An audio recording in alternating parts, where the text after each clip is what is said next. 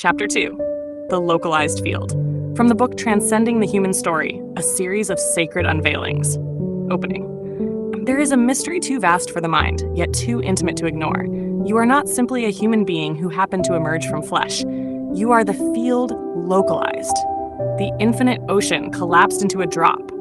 The wave of possibility drawn into a point of presence. You are not merely in the universe. You are the universe remembering itself through form. When you were born, the vessel was delivered, the soft skin, the tiny lungs, the trembling voice. But what entered was not just biology. What entered was awareness. Timeless, untouched, the spark of infinity clothed in matter. The baby is the carrier. The awareness is the true arrival. Most of humanity has been trained to believe the opposite, that awareness emerges out of body, that consciousness is a byproduct of the brain, that life is accidental. Yet if you look closely, the evidence whispers a different truth. Awareness is not the result of form. Awareness is the ground from which form arises.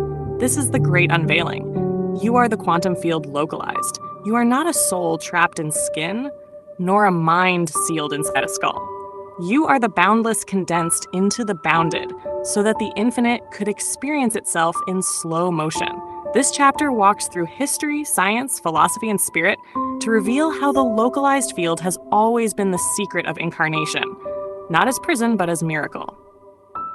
History! The ancients knew, the moderns forgot. Long before particle accelerators and neuroscience, the wisdom traditions of humanity whispered of the field. The Upanishads declared that Atman, the deepest self, was none other than Brahman, the infinite source. The soul was not trapped in the body. It was the eternal self reflecting through the vessel. You are that, the sages said, pointing not to identity, but to essence. In Taoism, the teaching of Wu Wei reveals the mystery of formless order. The Tao that cannot be spoken flows into the 10,000 things, yet remains untouched. The Tao localizes as river, mountain, human, but is never reduced to them. In Kabbalah, Ein Sof, the infinite, manifests through the 10 Sephirot, divine attributes flowing into creation. Each person is a localization of the infinite, a spark clothed in a vessel. In African cosmologies, as preserved by Malidoma Patrice Somé in Of Water and the Spirit, the child is not thought of as empty, but as carrying the codes of both ancestors and spirit. The baby is recognized as a returning awareness, bearing memory beyond its years. Indigenous birth rituals across the Americas, Australia, and Polynesia likewise affirm this. The community does not see the newborn as a blank slate, but as a messenger from the unseen. The vessel is new, the awareness is ancient, yet history also records the forgetting. With colonization and industrialization, cosmologies of spirit were dismissed as superstition. Matter became the idol, the machine, the metaphor, and human beings were reduced to biology. What the ancients intuited through myth and ritual, modernity denied in the name of progress. But forgetting was never final. The field waits, always to be remembered. Science. The collapse of the wave, consciousness as localization. Quantum mechanics shattered the illusion of solidity. Matter, once thought to be made of tiny billiard balls, revealed itself as patterns of probability. Particles exist not as fixed objects, but as waves of potential, collapsing into a single state only when observed.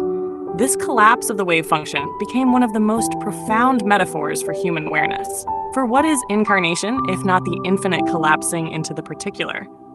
David Bohm, in Wholeness and the Implicate Order, proposed that reality has two levels: the explicate order, the world of objects, and the implicate order, a deeper field of wholeness from which everything arises. The localized self is explicate. The true you is implicate, unfolded into form. Brian Greene, in The Fabric of the Cosmos, reminds us that space itself is not empty, but seething with quantum potential. Every atom of your body is 99.99% space, structured fields dancing with vibration. You are less solid than you appear, more field than flesh. Even biology confirms this fluidity. Bruce Lipton, in The Biology of Belief, shows how genes are not fixed destinies, but responsive to consciousness and environment.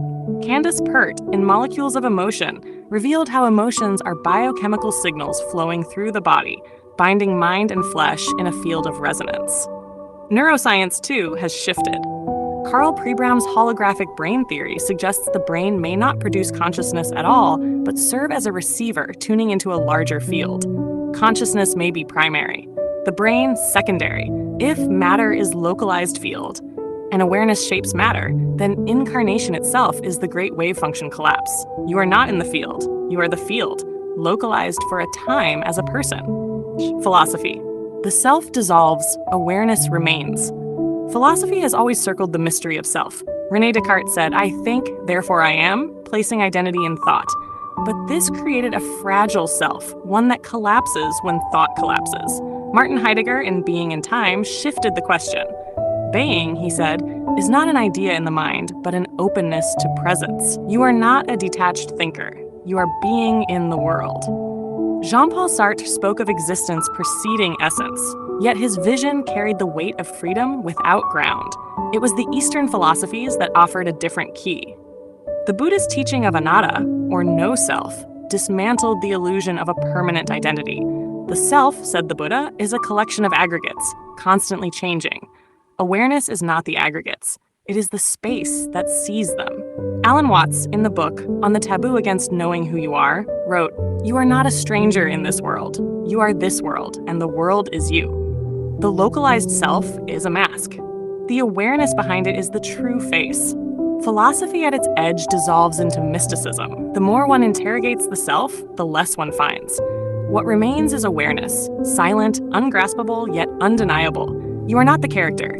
You are the screen, not the words, the page, not the thought, the witness. Spirit incarnation as the infinite tasting itself.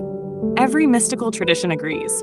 Incarnation is not punishment, but participation. The infinite becomes finite, not to lose itself, but to experience itself.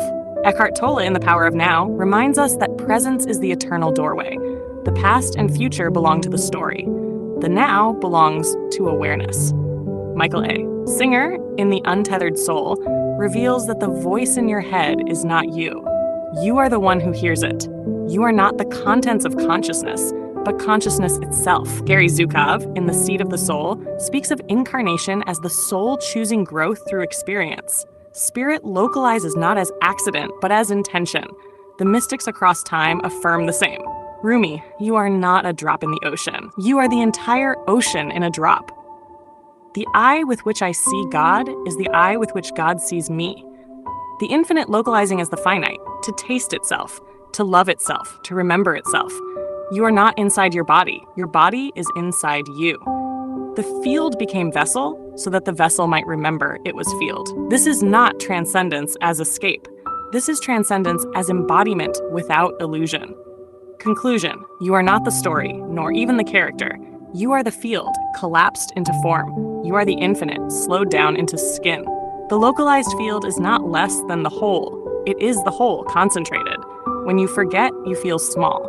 When you remember, you feel eternal. The invitation is not to deny the body, nor to worship it, but to see it as sacred clothing worn by the field. You came here not to escape humanity, but to illuminate it from within. Awakening questions. 1. What if you stopped trying to find yourself and began remembering you are the field localized? 2. When have you felt ancient older than your body or your memories? 3. What shifts when you see your body not as you, but as appearing within you? 4. What happens when you treat consciousness not as a product of the brain, but as the field in which the brain arises? 5. If your life is the collapse of a wave into form, what does it mean to live as both wave and particle? 6. Who were you before the baby was named? Who are you after the name dissolves? Final 4 lines. You are the wave collapsed into presence. You are the field slowed into breath. The infinite became you to see itself. And now you remember, you were never less.